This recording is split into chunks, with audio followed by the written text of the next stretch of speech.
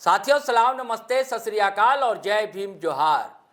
साथियों सुदीव्य कुमार सोनू जेएमएम के senior leader हैं और बहुत ही करीबी बताए जाते हैं मुख्यमंत्री हेमंत सोरेन। उनकी चर्चा इसलिए कर रहा हूं दोस्तों कि उनका एक वीडियो बहुत ही वायरल और उन्होंने जमकर हमला बोला है आरजेडी पर और कांग्रेस पर और सीधे सीधे कह दिया है कि जेएमएम के साथ धोखा किया गया, दगा किया गया, विश्वासघात किया गया, जबकि हमने क्या नहीं किया दोस्तों। इससे पहले आपको पता है GT लाइव पर आपने सुप्रियो भट्टाचार्य का वीडियो भी सुना होगा, उनके प्रेस कॉन्फ्रेंस का। तब भी उन्होंने यही बातें कही थी, लेकिन तब एक संभावना थी कहीं ना कहीं कि जेएमएम चुनाव लड़ेगा, भले अलग होकर। साथियों मैं बात घाटशिला की नहीं कर रहा हूं, मैं बात बिहार विधानसभा चुनाव की कर रहा हूं, मैं बात इंडिया अलायंस की कर रहा हूं, महागठबंधन की कर रहा हूं, जिसमें आजकल महाटूट देखने को मिल रही। बिहार में जो तमाशा हो रहा है दोस्तों, आपने देखा पैसों का जो खेल जमकर हुआ, कुर्ता फाड़ घिरनी की जैसा लोग नाचे, नेता लोग, ये सब वीडियो भी वायरल हुआ, ये आपने देखा। बिहार शरीफ के कई नेताओं ने आरोप लगाए, तो गोविंदपुर के नेताओं ने लगाए, सब आरजेडी के, कांग्रेस के भी। महाटूट इसलिए कि अब बताइए 8 से 10 सीट ऐसी है जहां सीपीआई कांग्रेस के कैंडिडेट आमने सामने हैं, तो आरजेडी और कांग्रेस के कैंडिडेट आमने सामने। बिहार कुटुंबा जहां से राजेश कुमार कांग्रेस के अध्यक्ष है, वहां भी आरजेडी ने अपनी प्रत्याशी खड़े कर दी। सुदीव कुमार सोनी की चर्चा इसलिए कि जेएमएम भी एक घटक दल है झारखंड मुक्ति मोर्चा इंडिया अलायंस का, और जब वोट अधिकार यात्रा थी तब वहां भी गए थे समापन के दिन हेमंत सोरेन। अब बात अच्छी चल रही थी, पटरी पर थी बात, फिर क्यों पटरी से अलग हो गई पता नहीं, ये कहानी। और इसी की चर्चा आज हम लोग दोस्तों करेंगे कि क्या आरजेडी की जो ताकत है झारखंड में, क्या वही ताकत और सामर्थ्य रखता है जेएमएम बिहार में, या अगर जेएमएम को हटा दिया गया, अंतिम तक थी बात कि 2 सीट मिल जाएगी, चकाई या कटोरिया। हालांकि डिमांड तो 18 सीट की रही। मैं सब बातें हम लोग बताएंगे दोस्तों, थोड़ा तफसीली गुफ्तगू है, बातचीत लंबी होगी, लेकिन आप धैर्य बनाकर सुनेंगे। आप, मैं हमेशा कहता हूं कि बात समझनी है तो सुननी तो पड़ेगी, लेकिन फटाफट पहले आप चैनल सब्सक्राइब कर लीजिए दोस्तों, और वीडियो शेयर कीजिए कि वीडियो बहुत अच्छा बनने जा रहा है। अब तक ऐसा वीडियो जेएमएम बिहार विधानसभा चुनाव, जेएमएम की स्थिति, जेएमएम का चुनाव लड़ना और संकट में हेमंत सरकार, इसकी परत दर परत ये वीडियो खोलेगा। आप फ्रेम में देख रहे हैं, हमारे साथ हैं पॉलिटिकल एडिटर शैलेंद्र सिन्हा, इनसे हम समझेंगे पूरे मामले को। तो आप सब्र से रखिए, पेशेंस बनाकर रखिए, आपको ये वीडियो अच्छा लगेगा। शैलेंद्र जी, क्या लग रहा है आपको, कहीं सरकार गिर ना जाए, हेमंत सरकार? देखिए, सुदीव्य सोनू के बयान पे यदि कहें तो उन्होंने कहा है जो समीक्षा करेंगे हम बिहार चुनाव के बाद, तो सरकार गिरेगी नहीं गिरेगी ये तो अब 15 नवंबर के बाद तय होगा। 15 नवंबर तक तो सरकार स्थिर है, सरकार को लेकर के कोई मतलब कि 15 तक स्थिर है। हाँ। बाद में ऐसा ना हो कि आरजेडी के जो मंत्री है संजय यादव, नहीं देखिए, यदि उनको वो लेना होगा, क्योंकि एक और कारण आपको बता रहा हूँ, संजय यादव बोलते हैं कि हम झारखंडी हैं और उनका लड़का बिहार से चुनाव लड़ रहा है। ये तो भाजपा के नेता ने आरोप लगा दिया कि आप खतियान 32 की बात करते हैं। उनके भाई जो हैं वो जदयू से विधायक हैं। हाँ, तो ये तो परिस्थितियां चलती रहती है। तो पहले भी कांग्रेस में तो ये सब भी तो आरोप लगाकर, ये सब बहाने करके, बिहार के बहाने करके जेएमएम ने ये जरूर, अभी सुदीव्य सोनू जी जो मंत्री भी हैं झारखंड में, और नंबर 2 भी हैसियत रखते हैं पार्टी में, हालांकि कोई ऑफिशियल नहीं है, लेकिन अनऑफिशियली यही माना जाता है जो हेमंत सोरेन के वो काफी करीबी। यदि वो ये बयान दे रहे हैं तो ये बयान बहुत बड़ा बयान है, जो हम सरकार के चीजों की समीक्षा करेंगे बिहार विधानसभा चुनाव के बाद। तो सरकार गिरेगी नहीं गिरेगी ये तो हेमंत सोरेन को तय करना, या फिर वो है, लेकिन विश्लेषण करने बैठे हैं, हम लोग समीक्षा क्या करेंगे? हम लोग समीक्षा ये थोड़ी करेंगे कितना दिवाली में लड्डू बंटवाए, ये थोड़ी समीक्षा करेंगे। ये समीक्षा ये करेंगे कि भाई जेएमएम को वहाँ हिस्सेदारी नहीं मिली, तो हम क्यों हिस्सेदारी यहाँ देंगे, इसी की समीक्षा करेंगे ना हम। देखिए, हम ये शहरों जी यही कह रहे हैं, जो बिहार विधानसभा चुनाव में आपने अपने पैर पे कुल्हाड़ी मारी है, अच्छा। जैसा आपने भी कहा अभी, जो कई सीटों पे आरजेडी कांग्रेस आमने सामने है, हाँ है ना, भाकपा और कांग्रेस आमने सामने है, हाँ। या वो राजद और वीआईपी आमने सामने, एक हाँ। सीट है, हाँ, है। वो गोराम गांव करके नहीं कुछ नहीं है। नहीं, वो नहीं, ये है तारापुर की सीट है, हाँ। जहाँ से डिप्टी सीएम सम्राट चौधरी उम्मीदवार है, वहां पे जो दोनों आमने सामने हैं। नहीं, वहां तो तो वैसी वीआईपी स्थिति का में उम्मीदवार तो वो उसमें कह रहे हैं जो चला गया, हाँ। लेकिन पहले तो यही हुआ जो आरजेडी ने अपने उम्मीदवार घोषित कर दिया, बाद में वीआईपी नहीं, ने भी एक घोषित और कर जगह है, दिया। मैं आपको नाम भूल रहा हूँ। बराम। हाँ, वहाँ पे भी वहाँ हो क्या है सकता कि मदन सैनी चाहते थे खुद लड़ना, फिर नहीं हुआ तो पहले सोचे पत्नी को लड़ाना, फिर भाई को खैर उतारे। देखिए, लालू जी बोले कि वहाँ आरजेडी उम्मीदवार नहीं खड़ा करेगा, लेकिन बाद में आरजेडी ने एक उन्होंने खड़ा मुस्लिम कर कैंडिडेट को खड़ा दे कर दिया, दिया। उसने नाम वापस नहीं लिया। तो तो वहाँ दोनों आमने दिक्कत- सामने हैं। नाम वापसी का तो अभी समय है। नहीं, अब क्या समय खत्म हो गया? नहीं, अच्छा वो पहले चरण में हाँ, होगा तब तो खत्म हो गया होगा, बिल्कुल।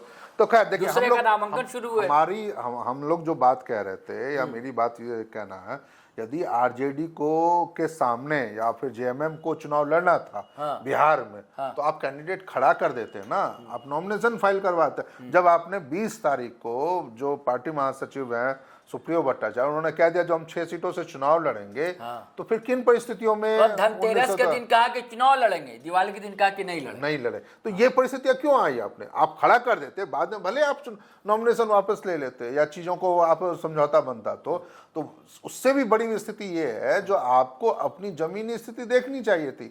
कांग्रेस ने या इवन यहां तक तो आप महागठबंधन ने तो सीट शेयरिंग का कोई फॉर्मूला ही नहीं घोषित किया, तो ये तो आप आरोप ही नहीं लगा सकते हैं जो मतलब घोषित नहीं किया, लेकिन बातचीत के लिए तो बुलाए गए थे, तो वो सब बातचीत चली, वो सब ठीक है, सब में आप गए भी हैं। हाँ। लेकिन मेरा यही कहना है, जब सीट शेयरिंग का कोई फॉर्मूला घोषित नहीं हुआ, तो फिर आप क्यों इंतजार कर रहे थे जो आपको 2 सीटों के नाम का अनाउंस होगा, जो आप 2 सीटें आइए जेएमएम और चुनाव लड़ लीजिए। तो वो चीजें तो नहीं थी। जेएमएम को अपनी ओर से ये पहल करनी चाहिए थी, जो उनको चुनाव लड़ना चाहिए था, क्योंकि देखिए अतीत भी यही रहा। पिछली बार जब 2020 के चुनाव में आप 5-6 सीटों पे चुनाव लड़े, 0.06% आपको वोट भी हासिल कर, लगभग आदि आप उसको नंबर्स के आंकड़ों में गए तो 25,000 से ज्यादा वो वोट हासिल करते।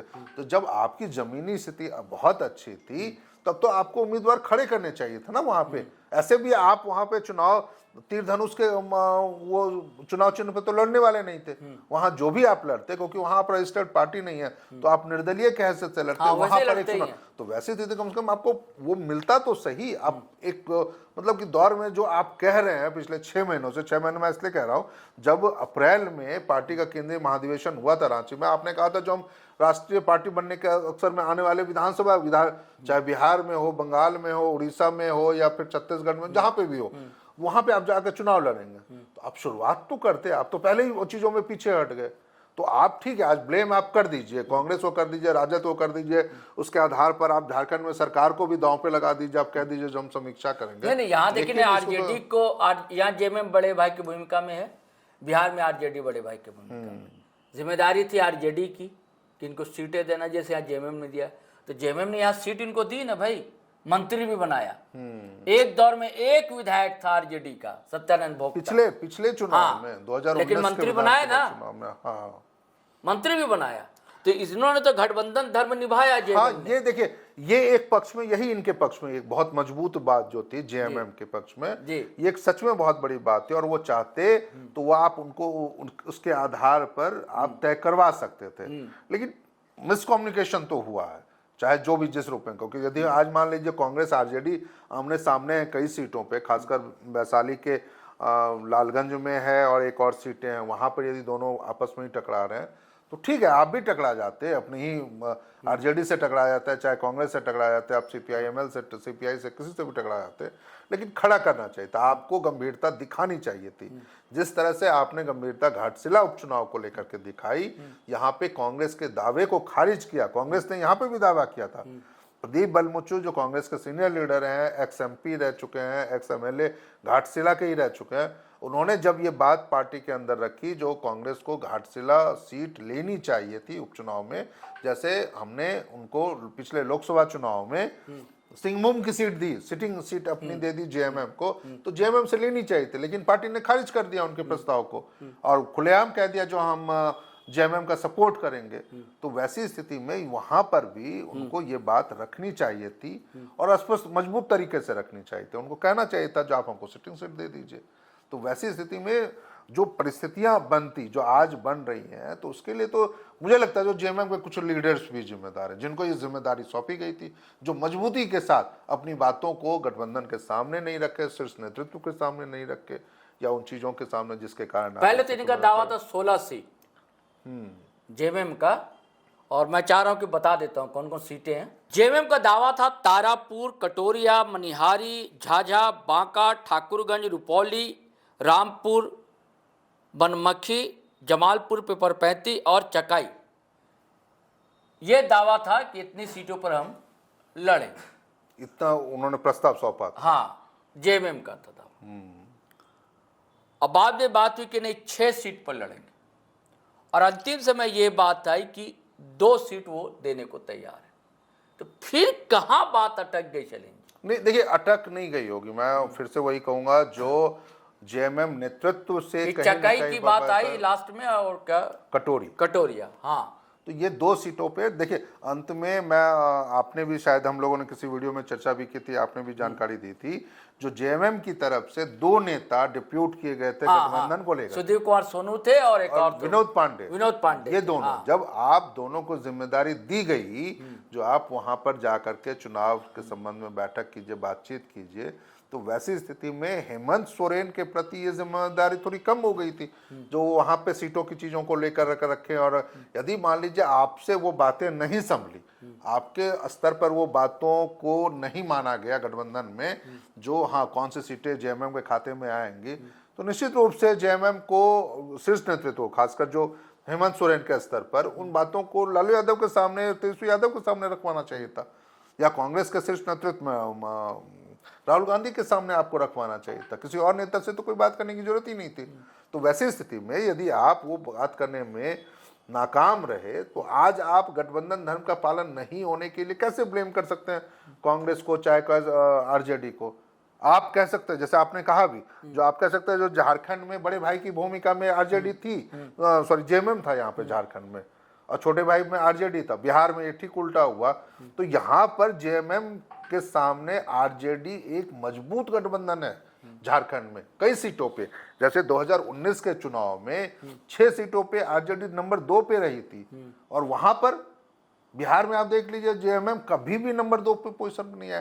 2010 का एक चुनाव था, विधानसभा चुनाव, उसमें सुमित सिंह जीते थे चकाई से जेएमएम के टिकट पे। वो भी देखिए, उसके भी पीछे का एक कारण ये था क्योंकि सुमित सिंह बड़े नेता, अपना व्यक्तित्व है, अपना व्यक्तित्व है। वो पूर्व मंत्री जो थे नरेंद्र सिंह, उनके बेटे रहे हैं, और आज वही सुमित सिंह, वही चकाई जदयू में चले गए हैं, और वहां से मंत्री भी बने हैं, और इस बार फिर वहां से चुनाव भी लड़ रहे हैं। तो वहां जेएमएम अपने संगठन के बल पे 2010 में चुनाव नहीं जीता था। यहाँ कहाँ का आरजेडी का असर है? झारखंड में कई सीटों पे है। अच्छा। आप देख लीजिए, जो 5 विधायक इनके साथ, देवघर से विधायक है सुरेश पासवान है, गोड्डा से संजय यादव हैं जो अभी मंत्री भी हैं, हुसैनाबाद से जो प्रदेश अध्यक्ष है संजय प्रसाद सिंह यादव कर कैसे कुछ है, वो है संजय प्रसाद। हाँ, इसके अलावा जो 2 और चतरा में असर है, पलामू में असर है, कई सीटों पर। चतरा में हालांकि इस बार उनके विधायक नहीं है, चतरा से जनार्दन पासवान असर तो है, जनार्दन है। कई पलामू में कई सीटों, पलामू में तो आप उनको ये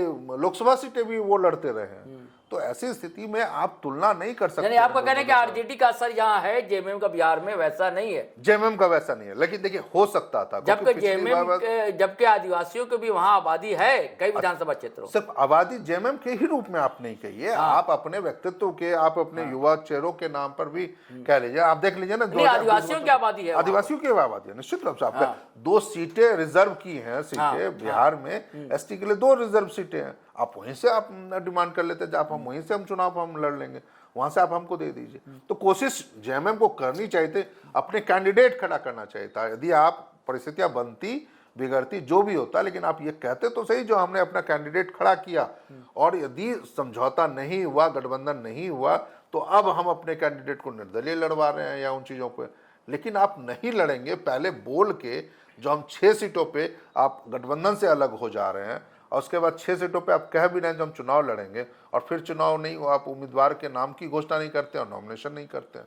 तो ये तो मुझे लगता है जो एक गलत चीजें हो रही है, और जिसके लिए जेएमएम को कम से कम ब्लेम तो नहीं करना चाहिए था, आरजेडी को और कांग्रेस को। क्योंकि देखिए, आप झारखंड में ना 4 साल से ज्यादा का समय सरकार बचा हुआ, यदि आप इसको गठबंधन को खतरे में डालते हैं तो निश्चित रूप से आप एक सरकार को खतरे में डाल रहे हैं। बीजेपी को मौका नहीं, मान लीजिए चाहिए। आरजेडी हट भी जाएगी, 6 विधायक है ना उसके, 6 विधायक हैं। तो हट भी जाएंगे तो सरकार पर कोई असर नहीं पड़ेगा ना। लेकिन आपने सुदीप सोनू ने तो कांग्रेस के लिए भी कहा, कांग्रेस के नेतृत्व पे भी सवाल उठाया है, जो आप पिछले 15 दिनों से। और खबर ये है पॉलिटिकल गरियाले में शैलेंद्र जी कि राहुल गांधी ने ही फोन किया कि ऐसा चुनाव लड़ना बेकार है, चुनाव मत लड़ो। देखिए, इसलिए जेएमएम ने ये कैंसिल कर दिया, ये खबर है। नहीं, ये हो सकता है, देखिए ये हो सकता है, इसकी पुष्टि किसी स्तर पे नहीं हो रही है, और कोई करेगा भी नहीं। खबर चल रही है, हाँ, कोई करेगा भी नहीं, क्योंकि कई बातें अंदरूनी तौर पे होती है नेताओं के बीच में। लेकिन एक बात जो है, जेएमएम को सच में चुनाव लड़ना चाहिए था, मेरा ये मानना है। क्योंकि आपकी पार्टी या कोई भी एक पार्टी है, यदि आप उसको राष्ट्रीय स्तर पर ले जाना चाहते हैं, आप अपने प्रभाव को बढ़ाना चाहते हैं, आप अपनी पैठ को बढ़ाना चाहते हैं, क्योंकि हमेशा के लिए ये गठबंधन नहीं रहेगा, महागठबंधन हमेशा के लिए नहीं होने वाला। आप हमेशा के लिए, ऐसा नहीं राजनीति में होता है जो अस्थायी बड़ी बात कह रहे हैं आप। आपने कहा कि गठबंधन हमेशा के लिए नहीं रहने वाला, एकदम नहीं रहेगा। फिर आप एक तरफ कह रहे हैं कि सरकार को कुछ असर नहीं पड़ने वाला है। देखिए, आप ये भी कह रहे हैं कि सुदीप कुमार सोनू ने कांग्रेस आरजेडी को भी अटैक किया है, तो इसका मतलब क्या है? मतलब कि फिर क्या भाजपा के साथ मिलकर सरकार बनाने जा रहे हैं? देखिए, हम यही बात कह रहे हैं, क्योंकि आपको मैं याद दिला दूं 2009 का विधानसभा चुनाव झारखंड में, उससे पहले जब निर्दलीय सरकार बनी हुई थी, जब मधु कोड़ा यहाँ चीफ मिनिस्टर हुआ करते थे, तो उस समय जेएमएम, राजद और ये कांग्रेस, ये तीनों उस सरकार में शामिल थे और उनको सपोर्ट किया था। जैसे विधानसभा चुनाव खत्म हुआ, कांग्रेस साइड हो गई, आरजेडी साइड हो गए, जेएमएम, आजसू और बीजेपी तीनों मिलकर सरकार बना लिए थे। चीफ मिनिस्टर बने थे ये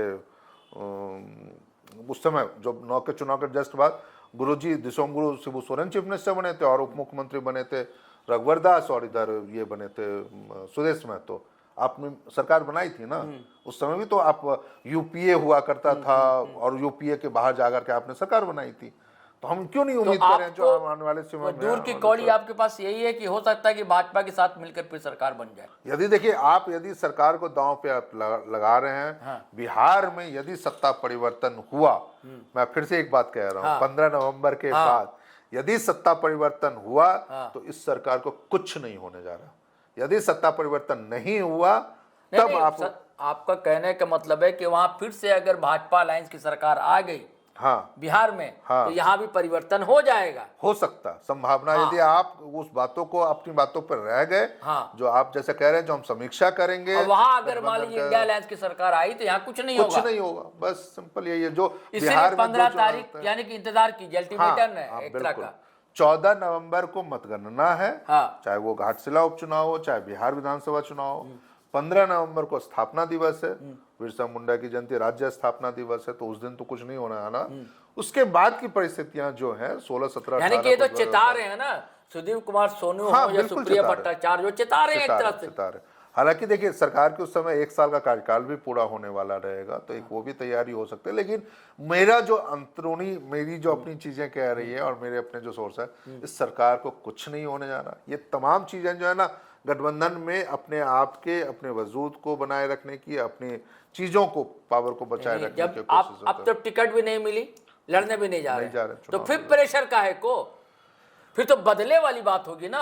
अच्छा बेटा, हम बता देंगे, कहते हैं ना कोई कार्रवाई। देखिए, झारखंड की लड़ाई में मिलोगे, बताएंगे तुमको, आना हमारे गली में, है ना। झारखंड में आने वाले दिनों में नगर निकाय चुनाव भी है। बड़ी बात है जो नगर निकाय चुनाव में है। यदि आप अलग अलग चुनाव लड़ते हैं, तो वैसी स्थितियों में तो फिर यहाँ करके चुनाव, उस चुनाव में भी तो आपके संभावनाओं पे असर पड़ेगा। तो ये भी एक तरीका है, क्योंकि देखिए, अभी थोड़ा सा इंतजार करना होगा। मुझे लगता है जब जैसे घाटशिला में उपचुनाव के लिए आज नामांकन का दौर खत्म हो रहा है, जैसे चुनावी तस्वीर साफ होगी, और उसके बाद जब मुख्यमंत्री हेमंत सोरेन वहां चुनाव प्रचार को जाएंगे, तब यदि देखना होगा जो उस मौके पर उनके संबोधन में बिहार चुनाव को लेकर के कोई सारा गठबंधन की राजनीति एक बात और कि अगर चुनाव जेएमएम नहीं लड़ रहा है, लेकिन इंडिया अलायंस का हिस्सा है जेएमएम, तो क्या हेमंत सोरेन अब बिहार में चुनाव प्रचार के लिए जाएंगे? नहीं जाएंगे, नहीं जाएंगे, क्योंकि वो उनको अपना चेहरा वहां पर चुनाव प्रचार के रूप में उनको नहीं बुला रहा। हम ये कह रहे थे शहरोज जी, जो जिस तरीके से चुनाव प्रचार घाटशिला में शुरुआत होगी, उसकी कमान हेमंत सोरेन के हाथ में है, और यदि वो उस चुनाव प्रचार के दौरान बिहार में गठबंधन नहीं होने, जेएमएम के चुनाव नहीं लड़ पाने को लेकर के यदि कोई टिप्पणी अपनी चीजों में करते हैं, तो वैसी स्थिति में तब समझ में आएगा जो 15 नवंबर के बाद झारखंड में गठबंधन की दशा और दिशा कैसी होगी। नहीं तो आप सुदीव्य सोनू के बयान को सिर्फ मौके के बयान के रूप में आप लेते हुए आगे बढ़ सकते हैं। मेरा तो बस यही मानना है इस मामले में। ये जेएमएम का क्या रहा है आंकड़ा थोड़ा बता देते हैं व्यूअर्स को, है ना? हाँ बिल्कुल, आप कह सकते हैं। बताता हूं आपको, पूरे आंकड़े बताता हूं, तस्वीर कि जेएमएम की क्या हैसियत है बिहार में। जो शैलेंद्र जी कह रहे हैं ना, तो ये बताना भी जरूरी है आपको भी और शैलेंद्र जी को भी बताना जरूरी है कि हैसियत क्या है, कितने सीटों पर चुनाव लड़ा है और कितना परसेंटेज वोट मिला जेएमएम को और कौन जीतता रहा है। 80 के चुनाव में 31 सीटों पर कैंडिडेट उतारा जेएमएम ने, इनमें से 11 सीट पर जीत मिली थी। अब आप कह सकते हैं तब अविभाजित बिहार था, कुछ सीटें झारखंड की भी थी। वहीं 1985 में 57 सीटों पर चुनाव लड़ा, मात्र 9 सीटें जीती। इसके बाद 1990 में 82 सीटों पर प्रत्याशी उतारा और 19 सीटों पर जीत मिली। और आखिरी चुनाव जो हुआ अविभाजित बिहार में, वो 2000 में, इसमें झामुमो ने 85 सीटों पर प्रत्याशी उतारा, 12 सीटें जीती।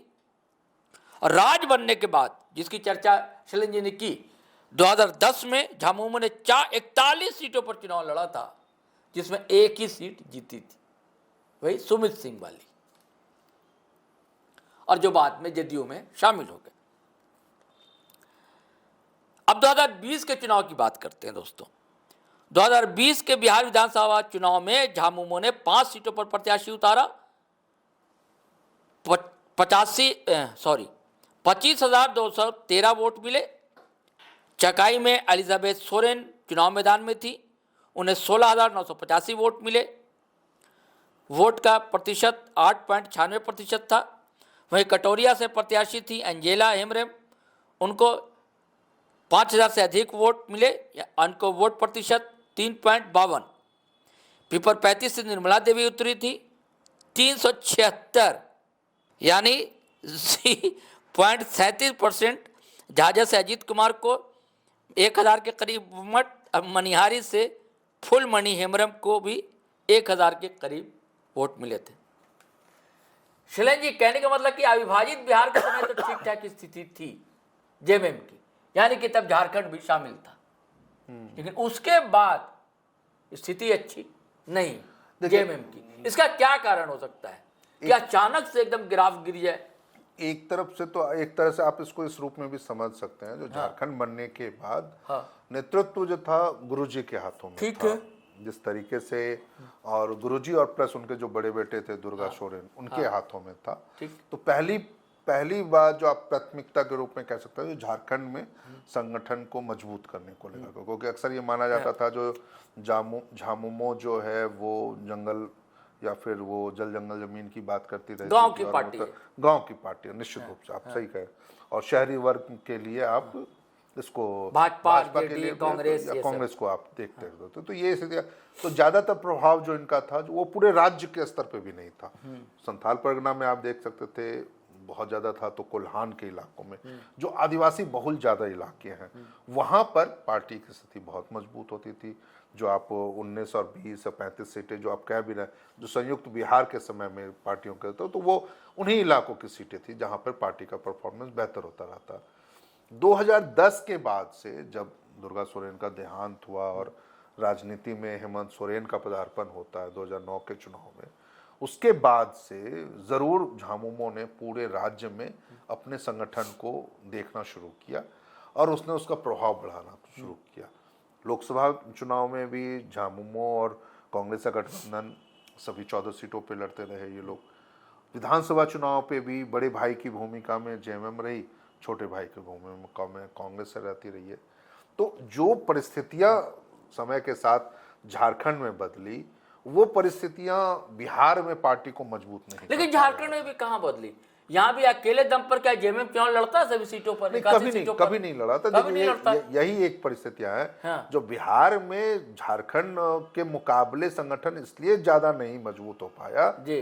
जो जिस तरह से आप झारखंड में अपनी सभी सीटों के लिए नहीं तैयारी कर रहे थे या आप सभी जगहों पर आप अपने आप को स्थापित नहीं कर पा रहे थे, वैसी स्थितियां आप बिहार में भी आप नहीं कर पाए। आपको जबकि सीमा से लगे हुए, झारखंड की सीमा से लगे हुए कई विधानसभा सीटें ऐसी थी जहां पर आप अपने आप को स्थापित कर सकते थे, आप रख सकते थे। लेकिन वही है जो दूरदर्शिता की कमी, एक तरीके से कह लीजिए, सक्रियता, संगठन को लेकर के सक्रिय नहीं होना। नहीं तो आप देख लीजिए ना, सब यही झारखंड से लगा हुआ उड़ीसा भी है, मयूरभंज जिला है, वहां से अंजलि सोरेन को पार्टी उम्मीदवार बनाती रहती है जो हेमंत सोरेन की बहन है वो। बावजूद इसके संगठन के नाम पर आप वहां पे भी नहीं कुछ खड़ा कर पाए। जबकि शुरुआती दौर में मुझे याद है जब द ग्रेट झारखंड का या बृहद झारखंड की संकल्पना जी थी, तो कैसे उसमें बंगाल के जिले भी शामिल हुए थे, बिहार के भी, झारखंड में, उड़ीसा के भी। लेकिन उन चीजों को आपने चुनावी राजनीति का कभी मोहरा नहीं बनाया, कभी आप उस मुद्दे तक की चर्चा नहीं कर पाए, उसको प्रमुखता से उसकी मांग तक नहीं कर पाए। तो वैसी स्थिति में संगठन जब आपने ध्यान नहीं दिया तो और आप अचानक सीधा चुनाव लड़ने की बात कर लेंगे, जैसे अभी आप दर्शकों को बता रहे थे जो कैसे 356 मत कहीं सीट से मिल रहे हैं, 1000 वोट मिल रहे हैं, 1000 से भी कम हो, उससे ज्यादा तो निर्दलीय को वोट मिल जाते हैं। तो वैसी स्थिति में आप सीट के दावेदार तो नहीं हो जाएंगे। 16 सीट पर दावा कर देना या 12 पे भी आप कर दिए, 6 पे भी कर दिए, लेकिन वो जमीनी हकीकत नहीं है आपकी। तो उन चीजों को देखना चाहिए था निश्चित रूप से। मेरा सबसे फिर आखिरी सवाल मैं करूंगा, फिर वही सवाल, दावा भी कर रहे हैं, आरोप लगा रहे हैं, धोखेबाज बता रहे हैं, ये सब कह रहे हैं ना बिल्कुल जेएमएम के लीडर, और ये भी कह रहे हैं, मतलब चेतावनी भी दे रहे हैं कि 15 को देख लेंगे, 15 के बाद। तो फिर वही मैं कहूंगा कि 15 के बाद क्या पार्टनरशिप बदल जाएगी सरकार की? बिहार चुनाव परिणाम तय करेगा। अच्छा, वो तय करेगा, बिहार चुनाव परिणाम तय करेगा जो इनकी क्या स्थितियां बनने वाली है। यदि सत्ता में बीजेपी वापसी करती है और बीजेपी का बड़ा चेहरा या बीजेपी का चेहरा वहां मुख्यमंत्री बनता है तो झारखंड उससे अछूता नहीं रहेगा। दूर की कौड़ी है लेकिन बिल्कुल सही कौड़ी है दोस्तों कि 15 तारीख तय रख लीजिए, झारखंड गठन वर्षगांठ जो कहते हैं, स्थापना दिवस, और उधर सरकार का बनना। अगर भाजपा लीड गवर्नमेंट बनती है वहां पर दोस्तों बिहार में, तो ये तय है कि हेमंत सरकार के नए पार्टनर होंगे, यानी कि भाजपा के लोग, भाजपा के विधायक। और फिर कांग्रेस और आरजेडी लेफ्ट को नए सिरे से अपनी राजनीति की शुरुआत करनी होगी और सोचना होगा कि गठबंधन धर्म दरअसल होता क्या है। साथियों, कौड़ी दूर की भले हो जो शैलेंद्र जी कह रहे हैं इस बात को कि 15 तारीख का इंतजार कीजिए जब स्थापना दिवस होगा और उधर बिहार में मान लीजिए अगर भाजपा की अगुवाई में सरकार गठित होती है तो खेला होना तय है। और जिसकी शुरुआत दोस्तों आपको बताता हूं, अभी तो हो गई बिहार से। सासाराम में राजद के कैंडिडेट सत्येंद्र शाह को टिकट मिली, जबकि सिटिंग एमएलए राजेश गुप्ता थे, उनको काट कर दी गई। और नामांकन भरकर बाहर जैसे ही निकलते हैं वो सत्येंद्र शाह, झारखंड गढ़वा की पुलिस उन्हें गिरफ्तार कर लेती है। और आज का केस नहीं, 2004 पुराना केस, एक डकैती केस गढ़वा झारखंड का, उस मामले में। तो देखिए गाड़ी पंचर कैसे की जाती है दोस्तों। और अब जिस बात से ये चर्चा की शुरुआत हुई थी दोस्तों कि सुदेव कुमार सोनू ने आखिर कह क्या दिया, जिसको लेकर तहलका सा मच रखा है, तो चलिए चलते चलते इनको सुन लीजिए सुदेव कुमार सोनू ने क्या कहा, फिर हम बात करेंगे। चुनाव लड़ने वाले दलों की नामांकन की स्थिति लगभग स्पष्ट हो चुकी है। बहुत ही अफसोस के साथ झारखंड मुक्ति मोर्चा यह कहने को बाध्य है कि झारखंड मुक्ति मोर्चा बिहार विधानसभा के चुनावों में इस बार पार्टिसिपेंट नहीं है। हम चुनाव नहीं लड़ रहे हैं। ज़ाहिरा तौर पर एक राजनीतिक दल जो पड़ोसी राज्य में चुनाव नहीं लड़ रहा है तो इसके पीछे बहुत महत्वपूर्ण कारण होंगे, बहुत सी बातें होंगी। तो मैं आपसे यही कहना चाहूँगा कि बिहार के गठबंधन के अगुआ राजनीतिक दल की राजनीतिक धूर्तता ने झारखंड मुक्ति मोर्चा को यह नुकसान पहुंचाया। झारखंड मुक्ति मोर्चा के बिहार में चुनाव लड़ने की आकांक्षाओं पर पानी फेरा और बिहार प्रदेश में झारखंड मुक्ति मोर्चा के नेतृत्व में अपने लिए बेहतरी तलाशने वाली जनता के लिए भी एक धोखा किया। हम इस बात से बहुत आहत हैं कि राष्ट्रीय जनता दल के नेतृत्व ने गठबंधन में झारखंड मुक्ति मोर्चा की उचित भागीदारी को सुनिश्चित करने का कोई प्रयास नहीं किया और निश्चित रूप से राजनीतिक चालबाजियों और धूर्तताओं के वजह से जिस तरीके से आज यह परिस्थिति बनी कि झारखंड मुक्ति मोर्चा जैसा एक बड़ा राजनीतिक संगठन बिहार के चुनाव में भागीदारी नहीं कर पा रहा है, इसके लिए हम राष्ट्रीय जनता दल के नेतृत्व को पूर्णतया दोषी मानते हैं और साथ ही गठबंधन धर्म का पालन न करने के लिए मैं अपने सहयोगी कांग्रेस को भी इस बात के लिए दोषी मानता हूं कि अगर झारखंड में यह गठबंधन पूरी मजबूती के साथ चल रहा था तो बिहार के चुनाव में झारखंड मुक्ति मोर्चा की भागीदारी सुनिश्चित कराने का प्रयास कांग्रेस के तरफ से भी होना चाहिए था, जो शायद नहीं हुआ। और निश्चित रूप से चुनाव परिणाम क्या आएंगे ये तो भविष्य के गर्त में है, लेकिन जिस बिहार विधानसभा के चुनाव में झारखंड मुक्ति मोर्चा इंडिया गठबंधन का, महागठबंधन का एक मजबूत हिस्सा बनकर एक बेहतरीन परफॉर्मेंस कर सकता था, उसको राजनीतिक षड्यंत्रों के तहत इससे वंचित किया गया है और हम इसकी भर्त्सना करते हैं। बिहार में आप चुनाव लड़ेंगे या नहीं लड़ेंगे? जेएमएम लड़ेगी या नहीं? मैंने बहुत स्पष्ट कहा कि आज 20 तारीख 2 वजहों से महत्वपूर्ण है। पहला यह कि आज दीपावली है और दूसरा यह कि दूसरे चरण के नामांकन की तिथि 3 बजे समाप्त हो चुकी है और मैं आपके समक्ष पौन घंटे के बाद बैठा हूँ। जब नामांकन की तिथि समाप्त हो गई तो ये बहुत स्पष्ट है कि बिहार विधानसभा के चुनाव में झारखंड मुक्ति मोर्चा पार्टिसिपेंट नहीं है। तो कांग्रेस झारखंड में इसका क्या असर पड़ेगा? गठबंधन झारखंड में क्या इसका प्रभाव पड़ेगा? देखिए, गठबंधन धर्म का पालन करना किसी भी राजनीतिक संगठन के लिए बड़ा महत्वपूर्ण होता है। मैं बहुत स्पष्ट यह मानता हूं कि गठबंधन 2 भाइयों के बीच का वह पारस्परिक समायोजन है जिसमें दोनों ही एक दूसरे के हितों का ख्याल रखते हैं। झारखंड मुक्ति मोर्चा ने 2015 के चुनाव में अपने सहयोगी दल राष्ट्रीय जनता दल की मदद करने के उद्देश्य से भी प्रयास किया। 2020 में राष्ट्रीय जनता दल और कांग्रेस के गठबंधन ने 3 सीटों का आश्वासन हम लोगों को दिया था, जो आखिरी समय में वह 3 सीटें इन लोगों ने राष्ट्रीय जनता दल, कांग्रेस और जदयू ने एक-एक करके बांट ली और झारखंड मुक्ति मोर्चा को धोखा मिला। हम अपनी बात अगर कहते हैं तो हमने बताया कि 2015 के चुनाव में भी हमने राजद को मदद की थी। 2019 के चुनाव में भी राजद हमारे गठबंधन का पार्ट था। 2019 के चुनाव में राजद का एकमात्र विधायक सत्यानंद भोक्ता जीते थे, जिसको गठबंधन धर्म का पालन करते हुए हेमंत सोरेन जी ने 5 वर्षों तक मंत्री बनाकर रखा। 2019 के चुनाव के बाद 2024 का चुनाव आया। 2024 के चुनाव में गठबंधन धर्म का पालन करने के लिए झारखंड मुक्ति मोर्चा ने कांग्रेस, राजद और वाम दलों को समायोजित किया। चुनाव के परिणामों के बाद सरकार बनाने की बारी आई तो 4 सीटें होने के बाद भी राजद को हम लोगों ने एक बर्थ दी, जो कि हमारे एक मंत्री हैं। मैं ये बातें तमाम इसलिए आपको दोहरा रहा हूँ कि झारखंड मुक्ति मोर्चा ने बड़ी सदाशयता के साथ गठबंधन धर्म का पालन किया।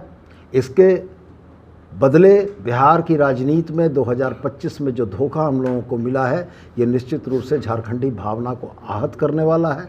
और मैं आपके सामने बड़े स्पष्ट रूप से यह कहता हूँ कि झारखंडी चेतना को दिया हुआ धोखा झारखंड की मानसिकता और झारखंड के लोग नहीं भूलते हैं। हम निश्चित रूप से प्रतिकार करेंगे और हम निश्चित रूप से उनको यह बताएंगे कि झारखंड मुक्ति मोर्चा एक बड़ी ताकत है, इस देश के आदिवासियों की एक मजबूत आवाज़ है, और अगर इस देश के आदिवासियों की उस मजबूत आवाज़ को दबाने की कोशिश की गई है तो निश्चित रूप से इसका खामियाजा उन तमाम लोगों को भुगतना पड़ेगा। झारखंड में आरजेडी गठबंधन दल में अब रहेगा या नहीं रहेगा? पार्टी निश्चित रूप से आने वाले समय में महागठबंधन के राजनीतिक दलों के क्रियाकलाप के आधार पर समीक्षा करेगी और संगठन के प्लेटफॉर्म पर, पार्टी के प्लेटफॉर्म पर समीक्षा के उपरांत मुक्ति मोर्चा के राजनीतिक हितों के जो अनुकूल होगा उसके अनुरूप निर्णय करेगी, और ये निश्चित रूप से मुक्ति मोर्चा के राजनीतिक हितों के साथ साथ झारखंडी हितों के भी अनुकूल होगा। बिहार में क्या रोल रहेगा अब बिहार के चुनाव में? बिहार के चुनाव में झारखंड मुक्ति मोर्चा किसी भी तरीके से सक्रिय राजनीति में नहीं है। हम वहाँ के किसी भी राजनीतिक कार्यक्रमों में भागीदार नहीं हैं। क्या आरजेडी और कांग्रेस को सबक सिखाया जाएगा बिहार के चुनाव में? मैं यह स्पष्ट मानता हूं कि अगर सक्रिय भागीदारी मेरी नहीं है तो वैसी स्थिति में झारखंड मुक्ति मोर्चा को चाहने वाले और जिस तबके का प्रतिनिधित्व झारखंड मुक्ति मोर्चा करता है वह मतदाता भी इस बात को बड़ी गंभीरता से देख रहे हैं कि किस तरीके का राजनीतिक छल का शिकार झारखंड मुक्ति मोर्चा को बनाया गया। इसका जवाब वहाँ की जनता देगी, और मैं पुनः दोहराकर आपसे यह कहता हूँ कि पार्टी संगठन की तरफ से माननीय मुख्यमंत्री के निर्देश पर 7 तारीख को यानी 7 अक्टूबर को मैं पटना गया था अपने सहयोगी विनोद पांडे जी के साथ। हम 2 लोगों की इस टीम ने जाकर राष्ट्रीय जनता दल के शीर्ष नेतृत्व के साथ मुलाकात की थी। उस शीर्ष नेतृत्व के साथ 1 घंटे से ज़्यादा चली हुई वार्ता में बड़े सौहार्दपूर्ण तरीके से इन बातों का एक सहमति बनी थी कि झारखंड मुक्ति मोर्चा इंडिया गठबंधन का पार्ट है और झारखंड मुक्ति मोर्चा को समायोजित करने में कहीं से कोई कमी नहीं होगी। लेकिन 7 से लेकर 20 अक्टूबर तक के इन 13 या 14 दिनों के कार्यकलाप में राजनीतिक धूर्तता का जैसा परिचय दिया गया है ये निश्चित रूप से आहत करने वाला है। और हम इस बात को भी कतई नहीं भूले हैं कि राहुल गांधी जी, तेजस्वी जी की इस यात्रा के समापन में मनुहार और इसरार करके हेमंत सोरेन जी को बुलाया गया था, और हेमंत सोरेन जी इंडिया गठबंधन के पार्ट होने के वजह से वहाँ गए थे। और अगर अभी बदले हुए क्रम में, बदली हुई परिस्थितियों में इस तरीके का बर्ताव हुआ है तो निश्चित रूप से इसका फलाफल उन तमाम ताकतों को भी भुगतना पड़ेगा जिन लोगों ने झारखंड मुक्ति मोर्चा के आत्मसम्मान को आहत किया है। बातचीत में आखिर ब्रेक कहाँ लगा? मैंने बहुत स्पष्ट आपसे कहा कि यह राजनीतिक धूर्तता थी। सीट शेयरिंग में जेएमएम का ज़्यादा डिमांड था और वो पूरा नहीं होने के कारण क्या नहीं, मामला अटका है? नहीं, कितने सीटों की मांग? वास्तव में परिस्थितियां यही बनी थीं कि तेजस्वी जी ने मुझसे पूछा कि आपके पास किन सीटों पर लड़ने का विचार है। हमने बहुत स्पष्ट उनसे कहा कि विगत 3 चुनावों से झारखंड मुक्ति मोर्चा ने बिहार में चुनाव नहीं लड़ा है। 2015 के चुनाव में राजद को मदद पहुंचाने के उद्देश्य से राजद के द्वारा बताई गई सीटों पर हम लोगों ने कैंडिडेट उतारे थे।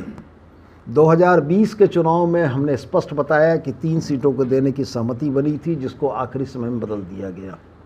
हमने तेजस्वी जी को 28 वैसी सीटें बताईं जिन सीटों पर बिहार में ट्राइबल वोटर्स सिग्निफिकेंट हैं।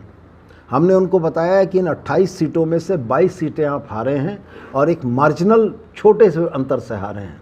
हम लोगों ने उनको यह समझाया था कि झारखंड मुक्ति मोर्चा आपके गठबंधन का जब यहाँ पार्ट होगा तो वैसी स्थिति में जो एसटी मतदाताओं का रुझान एनडीए की तरफ है उसको हम लोग इंडिया गठबंधन की तरफ लाने में कामयाब होंगे और निश्चित रूप से सीटों के कन्वर्जन में झारखंड मुक्ति मोर्चा की एक बड़ी भूमिका होगी। हमें भी इस बात का आश्वासन मिला कि वो हमारे नेता हेमंत सोरेन जी से बात कर लेंगे और ये बात करने का सिलसिला, यह प्रक्रिया लगातार चलती रही। कभी कांग्रेस से गठबंधन की बातें आती थीं कि उनसे बात चल रही है, इसके बाद आपसे बात हो जाएगी। कभी वीआईपी पार्टी के सहनी जी की बात चलती रही, कभी लेफ्ट पार्टीज़ की बात चलती रही, कभी इंडिया इंक्लूसिव पार्टी के नाम से एक नई पार्टी जिसका नाम शायद आप भी नहीं जानते होंगे उसको भी एकोमोडेट करने की बात चलती रही। लेकिन बड़ा दुर्भाग्यपूर्ण यह रहा कि जिस इंडिया गठबंधन का एक मजबूत भागीदार झारखंड मुक्ति मोर्चा है उसके दावों को खारिज किया गया। और इसमें मैंने स्पष्ट कहा आपको कि मैं राजद को जितना दोषी मानता हूं, मैं यह भी दोषी मानता हूं कि कांग्रेस की भी इसमें भूमिका रही है। कांग्रेस को भी निश्चित रूप से अपने इंडिया गठबंधन के एक मजबूत साझेदार के हितों की संरक्षा के लिए बात करनी चाहिए थी, मध्यस्थता करनी चाहिए थी। चूँकि मुझको वो दिन याद है 2024 के चुनाव में झारखंड मुक्ति मोर्चा ने झारखंड में बड़े भाई की भूमिका निभाते हुए कांग्रेस को, राजद को, वाम तमाम दलों को हम लोगों ने अपनी भी सीटें देकर एडजस्ट किया है। आज वाम के जिन 2 सीटों पर विजयी हुई है, निरसा और सिंदरी, आप ऐतिहासिक आंकड़े उठाकर देख लें, वहाँ पर पिछले चुनावों में दूसरे स्थान पर झारखंड मुक्ति मोर्चा था। और वैसी भी परिस्थिति होने के बाद हम लोगों ने निरसा और सिंदरी उनको दिया और गठबंधन धर्म का पालन किया। राजद के साथ भी हम लोगों ने गठबंधन धर्म का पालन किया। इसलिए हमारी यह पीड़ा है कि जिस तरीके से राजनीतिक धूर्तता का परिचय देते हुए समय को किल कराया गया, ये बड़ा दुर्भाग्यपूर्ण है और इसका असर महागठबंधन की बिहार झारखंड की राजनीति पर निश्चित पड़ेगा। मतलब कांग्रेस से भी समीक्षा करेंगे रिश्तों की। देखिए, बिहार चुनाव में कहीं गठबंधन दिख रहा है क्या? आरजेडी अपना उम्मीदवार भी उन सीटों से उतार रही है जहां से कांग्रेस लड़ रहा है। देखिए, कांग्रेस का जहां तक सवाल है, हमारी शिकायत कांग्रेस से एक ही बात की है कि इस गठबंधन के एक मजबूत भागीदार की राजनीतिक भूमिका तय कराने में कांग्रेस ने अपने तरफ से कोई एफर्ट नहीं किया, जबकि ये उनका भी दायित्व बनता था कि वो झारखंड मुक्ति मोर्चा की राजनीतिक भागीदारी सुनिश्चित करने के लिए अपने स्तर से भी पहल करते।